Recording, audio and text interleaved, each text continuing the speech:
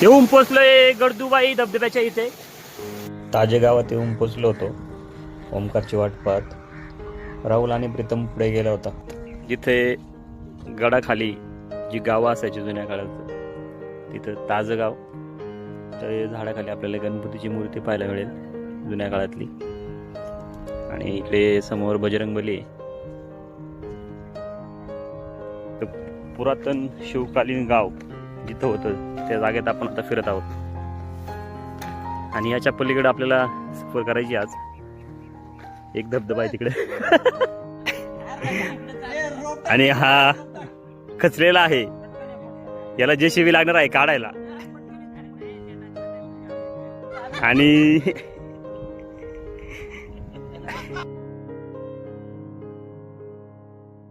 खतरनाक सीन झालेलं आहे. प्रीतम भाऊ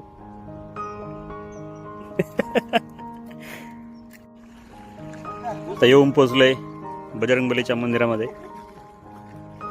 आणि हे आहे ओमकारचं शेत. पूर्ण गाळाने भरलेलं आहे, कारण की दोन्ही प्रवाह शेतात गेलेले. खऱ्या अर्थाने आता ट्रेकला सुरुवात होत आहे बजरंगबलीचं दर्शन घेऊन.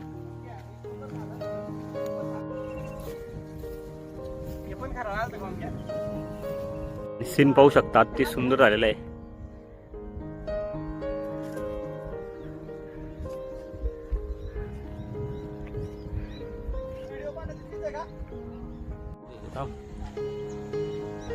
पुढे बसली एक आपल्याला पक्षी दिसलेला आहे. हे बघ, घुबड आहे, घुबड.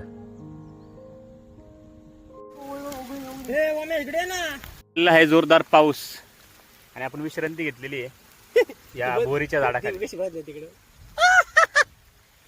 दोन मेंबर इकडे बसले. पोचलोय दुसरा धबधबा आणि इकडे खाली दिसते तो पिपळी गाव.